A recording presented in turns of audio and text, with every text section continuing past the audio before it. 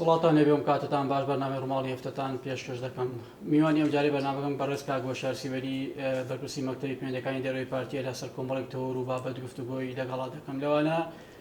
پرسی ناوخۆی هەرێم پرسی هەڵبژاردنەکان و ئەو بانگەشەی کە دەکرێت ئایمە بانگەشێکی تەندروستە دەچێتە چوارچەوەی خانەی بەرژەوەندەکانی ئایندەی نیشتمان یاخود نەخێر هەموو ئەمانە پیوەرێکی خراپ و دەبێت ڕێگریان لێ بکرێت بەتابەتی لەسەر بابەتی کارنامە و جۆری هەڵبژاردننی ئەم جارەکە تا چ ڕادێک جیاوازە لەگەڵ ڕابردوو و کاریگەری چی دەبێت لەسەر بابەتی پێکەنانی حکومڕانی داهاتوو هەموومان دەگەمەتەوە وەڵامی زیاتر لەگەڵ کاک بۆشار دەبێت. کاک بۆشار سپاس بۆم دەفەتە. زۆر سپاس. ئەگەر لەو پرسیارەوە دەست پێ بکەم بانگەشەی ئەم جارە بانگەشەیەکی تەندروستە بۆ بەم شێوەیە بانگەشە دەکرێت لە هەندێک لایانی سیاسیەوە پێ وایە ئەمە دەچێتە خانەی بەرژەوەندەکانی ئایندەی نیشتیمان. زۆر سپاس کاک سەلام سڵاو لە بینەرانی بەڕێز و خۆشەویست. بێگومان بۆ بانگەشەی هەڵبژاردن بە شێوەیەکی گشتی لە هەموو وڵاتێکە لە سەر دوو ئاس چوارچێوەکە دیاریەکرێ. یەک کۆمیسیۆنی هەڵبژاردننی ئەو وڵاتە دیاری ئەکات، دوو ئەو حیزبە خۆی هەندێک ڕێنمایی دەرەکا بۆ ئەوی کە دەنگدەرەکانی ئەندامەکانی پابند پێوەی. بە هەمان شێوە لە هەڵبژاردننی ئێستای هەرێمی کوردستان کۆمیسیۆنی باڵای هەڵبژاردنەکانی عێراق کۆمەڵێک گایدلاین و ڕێنمایی و تعلیماتی دەرکردووە کە داواکە هەموو لایەک پێوەی پابند بن بۆ ئەوەی بانگەشەکە لە چوارچێوەیەکدا بمێنێتەوە کە خزمەتی پرۆسە سیاسیەکە بکات، خزمەتی پرۆسە دیموکراسی بکات و تا ڕادەیەکیش تەشەنوجات و کێشی وا دروست نەکات کە پرۆسە پێگەنانی حکوومەت دوای هەڵبژاردن زەحمەت بکات. و دووهەم ئەمە لەلایەن کۆمیسیۆنی باڵای هەڵبژاردنەکان دی عێراق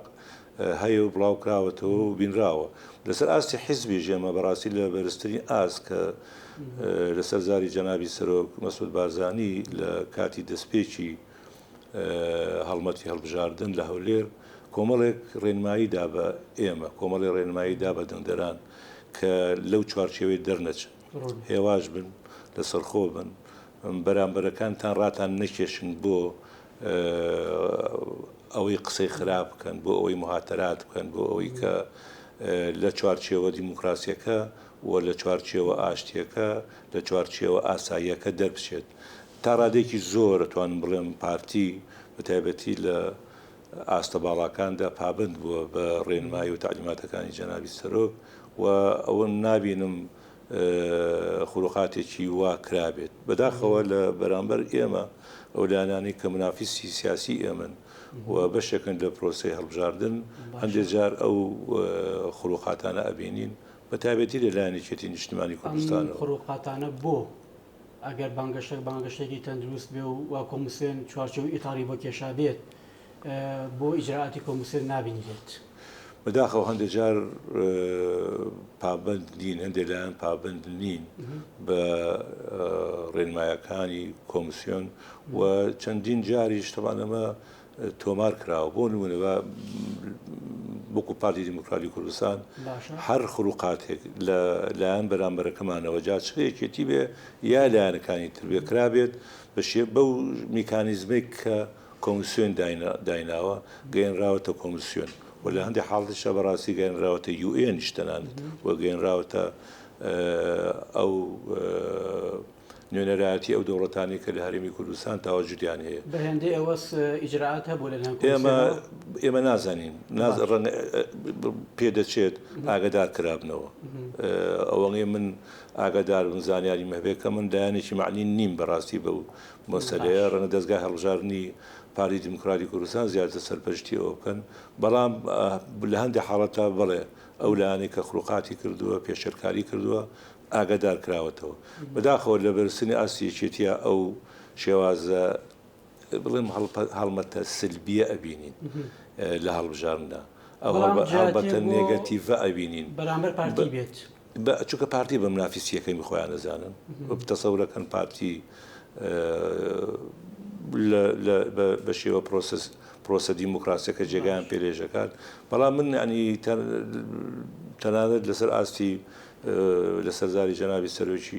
سەرۆکی پارتی و لەسەر زاری سەرۆکی حکوومەتیش هەمان شتمان گوێ لێبووە. ئەڵێ با ئەوەندە شتی خراپ باز نەکەین کە دواتر ڕوومانەیە دابنیشن بەیەکەوە دوای کاتێکە پرۆسی دانان و دامەزرانی حکوومەت و پێگەیاندنی حکوومەت دەست پێەکە واتە پارتی زۆر هەموو کاتێک بەوە ناسراوە پارتێکە خاوەن دیسپلینە پارتێکە ئەو ڕێنمایی و تعلیماتێکی بۆی دێ لەسەر خۆی جێبەجێیەکە و بەداخەوە لایەنەکانی تر تا ڕادەیەک تووشی فەوزای سیاسی بوون دێمە سەرەوەی کە ئەم جۆرە لە بانگەشە کاریگەری چی دەبێت لەسەر داهاتووی پەیوەندیەکانی نێوان یەکێتی و پارتی بە تایبەتی لە بابەتی حکومڕانی بەڵام پێشەوە ئەم خیتاب و بانگەشەی کە پارتیدا سەرەتای هەڵبژاردنەوە کە ئەمڕۆ چەند ڕۆژێک کێما بۆ وەستانی بانگەشەی هەڵبژاردننی خولی شەشەم هەتا کۆتایی درێژە بەم نەمەت و ڕوئیا و تێگەشتنە دەدات من لەو بڕایدام بە هەمان ئەو شێوازی کە دەستمان بە هەڵمەتی هەڵبژاردن کردووە بە هەمان شێواز بەرداوام بێت بەو شێوازی کە هەوڵ بدەین پرۆسەکە پرۆسێکی ئاسایی بێ پرۆسەیەک بێ کە لە چوارچێوە سروشتی و نۆرمەڵەکەی خۆی دەرنەچێت بۆ ئەوەی یەکەم کێشە دروست نەبێت لە کاتی هەڵمەتی هەڵبژاردن دووەم دۆخی دروست نەکەین کە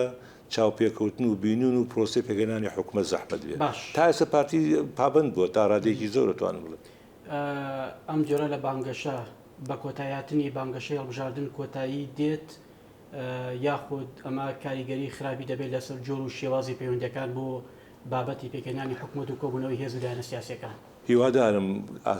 شێوازی بانگەشەکە شێوازی قسەکردن شێوازی وتاردان شێوازی هەڵسوکەوت نەگاتەوە ئاستەی کە وەکوتم کاریگەری سلبی لەسەر پرۆسی پێگەیاندنی حکوومەت دەبێت تا ئێستاش من بە بڕوای من لەو چوارچێوەیە دەرنەچووە هێشتا لە چوارچێوەیەکە ماوەتەوە کە دوای تەواوبوونی هەڵبژاردن لایەنە سیاسیەکان بتوانن پێکەوە دابنیشن پێکەوە گفتوگۆ بکەن پێکەوە دانوستان بکەن بۆ ئەوەی حکوومەت بە زووترین کات پێگەێنن بەرژەوەندی ئێمە لەوەدایە حکوومەت یاریمی کوردستان بە زووترین کات پێک بێت بۆ ئەوەی دەستکا بە کاری کە جێبەجێکردنی ئەو بەرنامەی کە دانراوە یاخود ئەو بەرنامانەی کە هەن لایەنە سیاسیەکان پێگومان دوای ئەوەی کەونە پرۆسی دانوستان و گفتوگۆکردن بەرنمەیەکی یەگرتو دروست دەکرێت بۆ ئەوی ئەو بەرنمەی کە هەیە کە لە بەرژەوەندی هاوڵاتیانی هەرێمی کوردستانە جێبەجێ بەم دۆخە و بەم تێگەشتەکان دێگلانی سیاسی بۆ بابەتی حکومڕانیانێ دەڵێن دەیڕوخێنین دەیسووتێنی نایهێڵین ئەمە پێکێنانی حکوومەتی داهاتوو قرس ناکات ئەمە جیاوازێکی گەورەی نێوان هەڵمەتی هەڵبژاردننی پارتی دیموکراتی کوردستان و لایەنەکانی تر پارتی بە پەیام و مەسیجێکی زۆر پۆزتیو دەستی پێکردو باسی ئاوادانکردنەوەکە باسی پێکەوەیەکە باسی خۆڕاگریەکە بەڵام بەداخەوە لایەنەکانی تر بە مەسیجی زۆر نەگەتیف تێکدەرانە و ڕوخێنەرانە دەستیان پێکردووە ئێمە بەرنامەمان هەیە بەرنامەکەمان لە پەیامەکەمانە دیارە هیوادارم بەرنامەکەی ئەوان بەو شێوەیە نەبێت کە لە پەیامی سەرەکی هەڵمەتی هەڵبژاردن دەستیان پێکردووە ڕایان دەگرین دایان ڕوخێنین ینی کۆمەڵێک ئەوەی کە پێی دەوترێ دروشمی زۆر سلبی بەڕاتی ناومێدی لە ناو خەڵقا دروزەکات ینی ڕەنگە بێتەوەی ئەوەی کە هەندێک لە دەنگدەران وەکو پێویست نەچن بۆ سەر سندوقی دەنگدان چونکە ئەم دروشمانە ئەبینن کە تاریکی لێ ئەبینن کە بێهیوایی لێ ئەبین چی ئەڕوخێنی بۆ ئیڕوخێنی بۆ ڕامانەگری تا ئێستا پاری دیموکراتی کوردستان پێشەنگ بووە لە ئەنجامدانی کاری باش ئاوادانکردنەوەی کوردستان لەوە ڕامانەگرن لە ئاوادانکردنەوەی کوردستان ڕامانەگرن بۆ دەستکەوتانەی کە لە ماوەی ڕابردوو بەدی هاتووە خۆیان بەشێک بوون لە پرۆسی حکومڕانی لە هەرێم و ئەگەر بە باش و بە خراپیەوە حتممە پشکی سەرەکی بەر ئەوان دەکەوێت ینی خەڵق دەنگدەری کورد دەنگدەرێکی هوشیارە تا ئاستێکی زۆر دەتوانم بڵم ئەبینێت کە تۆ لە سەرەتای دروستبوونی حکوومەتەوە بە تایبەتی لە سەرەتای دروستبوونی ئەم کابینەیەوە لایەنەکانی یەکێتی نیشتیمانی کوردستان بەشێکی سەرەکی بن کاکە لە ڕۆژە لە ڕۆژانەماندی بڵێن ئێمە بایکۆتی حکوومەت دەکەین یا لە حکوومەت دەکشینەوە لەبەر ئەوەی دەسەڵاتمان نییە کە دەسەڵاتان نەبووە بۆ لە حکوومەتا بوون کە لە حکوومەتا بوون بەشێکن لە حکوومەت ینی چاچی کردبێ حکوومەت بەشێکن دەی خراپی کردبێ لێ بەشێکن دێ ئەمە بۆ چوونیە بۆ چوونی ئەوان شێوازی قسەکردنی ئەوان خطابی سیاسی ئەوان بێزەبی پێچەوانی ئەوەیە کە ئەوان بەشێک نەبوون لە حکوومەت شار ئەم خێتابە یەکێتی ئێوە و حملە و بانگەشەی هەڵبژاردن وەری دەگرن لە یەکێتیە خودک و خیتابی فەرمی حیزبەکە ئێمە هیوادارین کە بەشێک بێت لە بانگەشەی هەڵبژاردن هیوادارین بەشێک نەبێت لە خطابی سیاسەتی درێژخایەنی یەکێتی نیشتمانی کوردستان بۆ ئەوەی دوای هەڵبژاردن پێکەوە هەموو لایەک بتوانین چی لە بەرژەوەندی هەرێمی کوردستانە ئەوە بکەین بە تایبەتی پێگەێنانی حکوومەتێکی کارا و چالاک کە بتوانێت خزمەتی هەرێمی کوردستان بکات. تەسەوور دەکەی فۆرم و شێوازی پێکەێنانی حکوومەتی داهاتوو گۆڕانی بەسەرا بێت، یعنی ئەم قسەیە زۆر دەکرێت بە حکمەوەی لە ساحەی سیاسی ئێستا کۆمەڵێکی هێزی نوێ لە هەڵبژاردندا بەشدار دەبن. هەموو ئەمانە دەکاتەوەی کە حکوومەتی داهاتوو حکوومەتێکی جیاواز بێت لە ڕووی شێوە و ناوەڕۆکەوە. بەڕاشکاوی پێ بڵم لە زۆر شوێن تریژ تومە لێرەژەی لێم شێوازی پێگەێنانی حکوومەتی داهاتوو و حتا سرعەتی پێگەێنانی حکوومەتی داهاتوو ئەکەوێتە سەر ژمارەی کورسەکانی پارتی. ئەگەر پارتی دموکراتی کوردستان لەلایەن خەڵکی کوردستانەوە متمانەیەکی گەوری پێ بکرێ و دەنگێکی پاشی پێ بدرێ و بێتە خاوەن ژمارەیەکی زۆر لە کورسیەکان پێگەێنانی حکوومەت ئاسانترە بێت، حکوومەتێکی کاراتر دروستە بێت و حکوومەتێکی ئەتوانن بڵێم سەرتاسەریش دروستە بێ و تا ڕادەیەکی زۆر توانین ئەو دروشمەی جەنابی سەرۆک لە کاتی بانگەشەی هەڵبژاردن لە هەولێر باسی کرد، یەک حکوومەت، یەک پەرلەمان، یەک هەرێمی کوردستان و یەک هێزی پێشمەرگە پێکبێنی. لەبەرەوە داوای من تکای من لە دەنگدەر ئەوەیە کە دەنگ بە پارتی دموکراتی کوردستان بدەن بۆ ئەوەی دوای هەڵبژاردن بتوانین بە زووترین کات حکوومەتێکی کاریگەر و بەتوانە و چالاک و خزمەت گوزار پێکبێنی. باش ئەگەر پارتی زۆرینەی کورسەکانی پەرلەمان ببات بە تایبەتی لە حوزەی سلێمانی ئیدارەی گەرمیان ڕاپەڕین، پارتی چۆن خزمەتی خەڵکی ئەم سنوورە دەکات، لەکوێوە دەست پێ دەکات؟ وڵی زانیشی نمونەی تەنها ئەوەی کە ویش گومانم نییە کە بەشێکی زۆر لە وڵاتیانی کوردستان چۆنێتە هەولێر، چۆنێتە دۆک. دوێنێ لە بەرنامەی تەلەڤیزیۆنی کوردستان تیڤ لە بەرنمەیەکە هەمان پرسیارێکم لێکراوتیان ئایا پارتی ئەگەر لە حکوومەتی داهاتوو ئەتوانێت هەمان ئەو پرۆژانەی کە لە هەولێر و دۆک جێبەجێ کردووە لە سلێمانی جێبەجێ کاوتم با نمونەیەکتان پێ بڵم سەیری زاخۆکن. ینی زاخۆ چەند ساڵی لەمەوبەر یەک ڕاستە قەزایەکی گەورەیە، عنی ئێستا خاوەن ئیدارەی سربەخۆیە، بەڵام لە ڕووی خزمەت گوزاریەوە ڕەنگە وەکو پێویست نەبوو بێت. ماوەیە کە لە ماوەی 3-4 ساڵی داهاتوو زاخۆ بۆتە شارێکی تر، زاخۆ بۆتە ئیدارەیەکی تر، بۆتە خەزایەکی تر بەتایبەتی لە ڕووی گەشتیاریەوە. ئەو خزمەت گوزاری لە زاخۆ کراوە ڕەنگە لە کەم شوێن کرابێت. ئەگەر حکوومەت بتوانێت زاخۆ بەو شێوەیە لێ بکە متاکیدم ئەتوانێت هەورامان و هەڵە بچە و شوێنەکانی تریژ بە هەمان شێوە لە ڕووی گەشتیاریەوە و لە ڕووی پرۆژەکانی ترەوە هاوکاری بکەوە دەستی ئاوادانکردنەوە بگاتە هەموو شوێنانی کە چوارچەوەی سلێمانی و هەڵەبجەوە شوێنەکانی بۆ لە هەولێر کردومانە بۆ لە دۆ کراوە بۆ نەتوانین ئەگەر دۆخەکە گونجاو بێت ئەگە ئیداری سلێمانی بێڵن هاوکار بن بۆ ناتوانین لە سلێمانی بیکەن یا لە هەڵەبجە بیکەین یا لە گەرمیان بیکەین یا لە ڕاپەڕین بیکەین. ئیدارەی ئەم ناوچەیە ڕێگە بەوە دەدات کە پارتی بەم شێوەیە خزمەتکە، چون لەماوەی ڕابردوو چەند جارێک سەرۆکی حکوومەت هەوڵی داوە کە پرۆژەی خزمەتگوزاری لەم ناوچەیە لە هەڵەبجە لە ئیدارەی گەرمیان ڕاپەڕین کا، بەڵام کێشەی بۆ دروست کراوە. تەسەوور دەکەی هەمان ڕوئیا هەمان دووارە بێتەوە؟ ئەمەش پێویستی بەڕاستی بە باسکردێکی جددی هەیە. باشە، چونکە تا ساڵی 2014 دەتوانم بڵێم پرۆژەکان مرکزی بوون، خزمەت گوزارەکان مرکزی بوون. دوای ئەوە بە تایبەتی لە سلێمانیەوە داخوازیەک کرا، داوایە کرا کە زمانی ئەوەیە لامەرکزیەت دروست بێت، زمانی ئەوەیە کە پارێزگاکان نیمچە سەربەخۆیەکیان هەبێت، لامەرکزیەکی ئیداری دروست بێت. مناقەشە و گفتوگۆی زۆر لەسەر کرا. نەتیجە حکوومەت گەشتە ئەوەی ئەو قەناعەتی باشە لە زۆر وڵاتە ئەمە کراوە لامەرکزیەتی ئیداری شتێکی خراپ نییە و تا ڕادەیەکی زۆر دەسەڵات درایە پارێزگاکان و ئێستا ئیدارە سەربەخۆکانیش. بۆ ئەم تەجروبێ لە هەولێر و دۆک سەرکەوتوو بوو بەداخەوە بۆ لە سلێمانی سەرکەوتوو نەبوو. ئەوان ساحەبی دەسەڵاتن بەپێی ئەو تعلیمات و ئەو دەسەڵاتی کە لە هەولێرەوە بەیاندانراوە، بەڵام دەسەڵاتەکە خراپ بەکارهێنن لێرە. دەسەڵاتەکان وەکو هەولێر و وەکو دۆک بەکار نایەن، هەندێک جار نەک خراپ بەکارهێنن، هەندێک جار ڕێگریش ئەکەن لەوەی کە لە حکوومەت لە هەولێر بتوانێت پرۆژەی خزمەتگوزاری و ئاوادانکردنەوە لێرە بەکاربێنێ. ئەمە بەڕاستی وەکو ئەنی پەیوەندی ڕاستەخۆی بە شێوازی ئیدارەدانی سلێمانیەوە هەیە کە تا ڕادەیەکی زۆر نانتوانیەوە ئەو داهاتەی کە لە بەردەستیانە، ئەو داهاتە ناوخۆیی کە لە بەردەستیانە کۆی ئەکەنەوە، نانتوانیەوە خزمەتی خەڵکەکەی پێ بکەن جا لە سلێمانی بێ هەڵەبجە بێ یاخود ئیدارە سەربەخۆکان بێت. نەتیجە و دەرەنجامی هەڵبژاردن ئەمە دەگۆڕێت ئەم جۆرە خزمەتکردنە لە سنووری پارێزگای سلێمانی لێتانەوە دیارە تا دەنگی پارتی زیاتر بێت، تا کورسەکانی پارتی زیاتر بێت، احتیمالی گۆڕانی ئەو واقع خراپەی کە لێرە هەیە زیاتر بێت. ئەو چەند ڕۆژێ لەناو خەڵکدان بەدەمەواتنی خەڵک بۆ سەرخستنی لیستی 190 پارتی چۆنەکا گۆشیار؟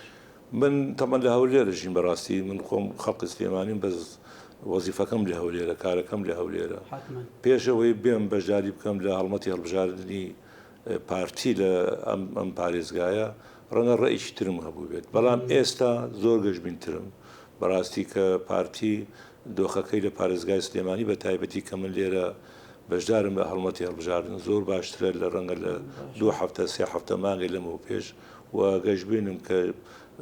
لە سلێمانی و لە هەڵەبجە و لە ئیدارە سەربەخۆکان پارتی دەنگێکی باشە هێنێت و تا وەکو وتم تا پارتی دەنگی زیاتر بێنێ، تا پارتی کورسی زیاتر بێنێ، لە پەرلەمان پێگەی بەهێزترە بێ، لە حکوومەت پێگەی بەهێزترە بێ، و ئەتوانێت ئەو پرۆژە خزمەتگوزارانێک لە هەولێر و لە دووهۆک و شوێنەکانی تکردوێتی بە هەمان شێوە لە سلێمانی و شوێنەکانی تر جێبەجێ بکات. ئەو فیدباک و هەڵسەنگاندن و پێوەرانی کە وەکو تیمی هەڵبژاردننی پارتی لەم سنوورە کراوە، کورسەکانی پارتی چەند دەبێت؟ کارێکی زەحمەتە زەنیی چونکە لە زۆربەی وڵاتانی پێشکەوتوو ڕاپرسی هەیە. ڕاپرسیش عادەتەن لەسەر بنەمایەکی زانستی جێبەجێ بکرێت. بەداخەوە لە هەرێمی کوردستان لەسەر ئەو بنەمایە ڕەنگە هەندێک جۆمان لە هەندێک ڕاپرسی بێت، بەس لەسەر بنەمایەکی زانستی نەکراوە، یاخۆ حیزبەکان بە خۆیان ڕاپرسیان کردووە کە ناتوانین بەڕاستی پشتی پێبستین. ئەوە زەحمەتە، بەڵام ئێمە ئیش بەواکەین کە لەسەر و چل کورسیەوە بێنین. ینی ئەوە یەکلایی بۆتەوە لە سەرتاسەری هەرێم کە پارتی بە حەجم و قەبارێکی زۆرەوە لیستی یەکەم دەبێت. پارتی لیستی یەکەمە بێت بێگومان، ئەوە هیچ گومانی تێدا نییە، بەڵام جیاوازیمان لەگەڵ حیزبەکانی تر بە تایبەتی لەگەڵ یەکێتی و لەگەڵنەوەی نوێ چەند دەبێت، ئەوە تەمەن دەنگدەری زانێ و ئەنجامی هەڵبژاردن دەزانێ، بەس ئیشی ئێمە وەکو ئەوانەیە کە لە هەڵمەتی هەڵبژاردن بەشدارن و ئەو سیاسەتێک کە داڕێژراوە ئەو استراتیژیەی کە هەیە پارتی ئەبێ زیاد لە 40 کورسی بێنێت. باش کاک بۆشار یەک دوو پرسیارێکم وا لە کۆتایی بەرنامەکە، هیچ کام لە جێگرانی سەرۆکی پارتی دێنە سلێمانی بۆ بانگەشەی هەڵبژاردن؟ ئەوەی من بیستمە ئەوانش بەشدارە بن و لە ئاستی بەرزە بەشداری لە وەکو کاگنێچیروان جەنابی کاگنێچیروان هاتە ئێرە تەبان هاتە سلێمانی، بەڵام بەرپرسانی تری باڵای پارتی ئەوانیش لە چەند ڕۆژی داهاتوە حزور و ئامادەیان لە سلێمانی و لە هەڵەبجە بێت. کەواتە لەگەڵ هەموو ئەم بورگە و خاڵە باشانی کە پارتی بۆ